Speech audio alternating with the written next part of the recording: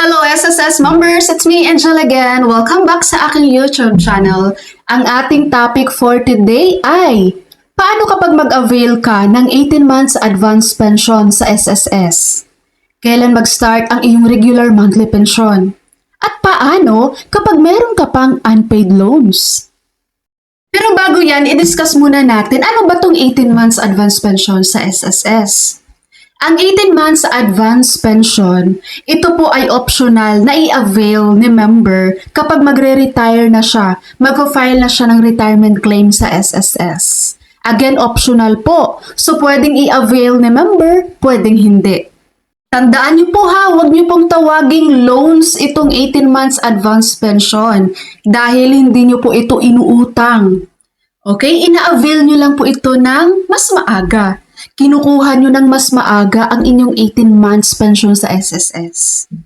Kapag i-avail mo po itong 18 months advance pension, hindi mo ito makukuha ng buo dahil meron po itong tinatawag na discounted amount. May bawas, kumbaga, kasi nga kinuha mo na, hindi pa naman due ang iyong pension pero kinuha mo na ng mas maaga. Nagigets niyo po? Okay, so ngayon sa katanungan nyo, kailan naman mag-umpisa ang iyong regular monthly pension pagkatapos mo mag-avail ng 18 months advance pension?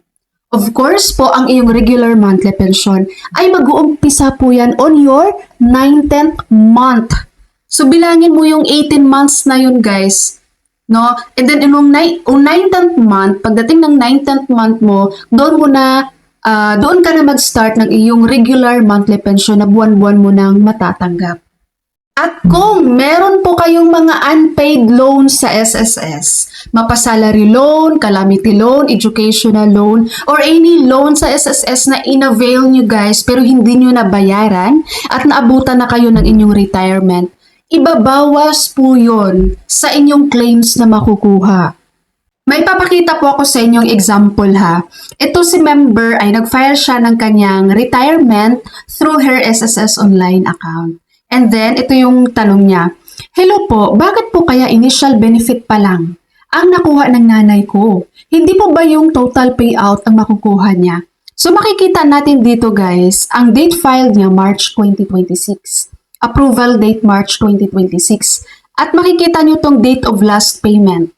June 2027, nag-avail po siya ng 18 months advance pension na kung saan mag-e-end yun sa June 2027.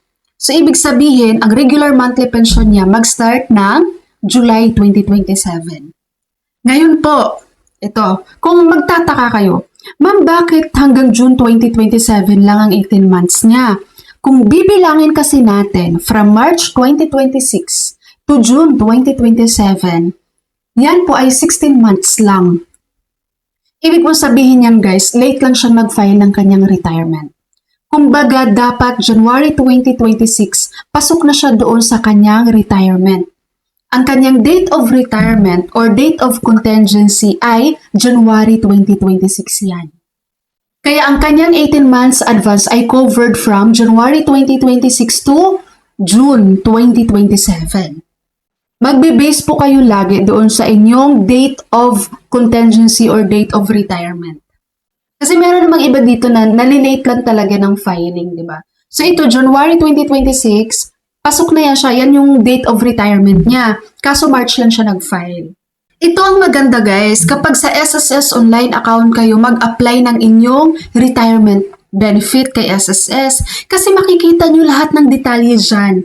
Ayan, di ba nakikita nyo, date filed, approval date, amount of initial benefit, magkano yung iyong monthly pension, ayan o, basic monthly pension. So makikita nyo dito, kumbaga after ng 18 months advance, alam nyo na ang expected amount, magkano ang iyong monthly regular pension na matatanggap. Diba? And then date of last payment, total payout, nandito din ang iyong kung magkano ang discounted amount doon sa iyong 18 months advance pension.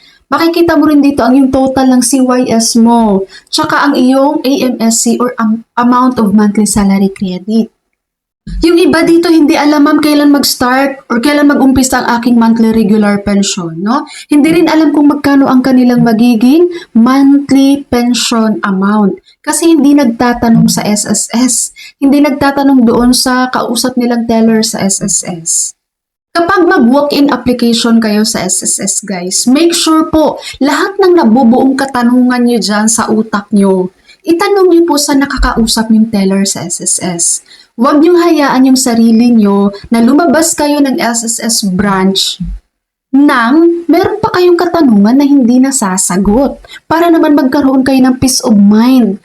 'Di ba? Kesa naman lalabas kayo doon sa office ng SSS na pinuntahan mo, habang nasa jeep ka, tulala ka, tulalay. Kasi yung katanungan sa isip mo, hindi mo tinanong doon sa nakausap mong teller sa SSS. Speak out, guys. Don't be scared. Huwag kayong matakot magtanong. Wala pong mangyayari pag magpapadaig kayo sa hiya nyo, sa takot nyong magtanong. Kapag hindi nagkukusa ang teller ni SSS, guys, na i-discuss sa inyo yan per detail, no? Kasi tamad yung teller na nakausap nyo, kayo na po mismo ang magtanong. Ma'am, magkano yung magiging regular monthly pension ko? Ma'am, kailan po matapos tong 18 months advance pension ko? Ma'am, kailan po mag-umpisa ang aking regular monthly pension? Ma'am, magkano yung discounted amount na binawas po doon sa aking 18 months advance pension? Ganun. Okay, so now going back tayo dito guys, sa picture na to. Itong amount of initial benefit niya, ito yung 18 months advance na nakukuha. Ngayon sa nagtanong noon, sa nag-post, bakit daw hindi itong total payout na 161,304.33 ang nakukuha niya? It's because meron po siyang mga unpaid loans. Kung wala siyang unpaid loans, kung wala siyang utang sa SSS na hindi niya binayaran, itong total payout sana guys, itong 161,000 ang makukuha niyang 18 months advance pension. Pero dahil meron siyang loans na binawas ni SSS, ang nakukuha niya na lang sa kanyang 18 months advance pension ay itong in amount of initial benefit na 76,264.33. Ayan. Kaya dyan sa mga member natin, guys, huwag kayong mag-loan and run. Kung akala nyo na iisahan nyo si SSS sa ginagawa nyong loan and run na hindi kayo nagbabayad, hindi po. Kayo lang din ang magsasuffer niyan pagdating ng inyong claims.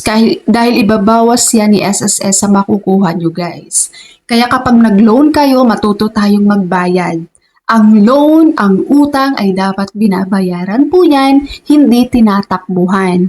Dahil at the end, tayo lang din, babalik lang din sa atin yan guys. Tayo lang mahihirapan dyan. Okay? Kaya sa mga malapit na mag-retire dyan, kung plano nyong mag-avail kayo ng 18 months advance pension kay SSS, at nag-expect kayo na malaki ang makukuha nyo. Kasi nga 18 months, ang laki nyo, di ba? I-advance nyo. Ikukunin nyo na ng mas maagang 18 months. Kung gusto nyo ng malaki guys, at meron kayong loan ngayon, bayaran nyo na yan. Huwag nyo hayaang lumaki ang penalty niyan. Tapos ibabawas yan sa 18 months advance na makukuha nyo. Sayang.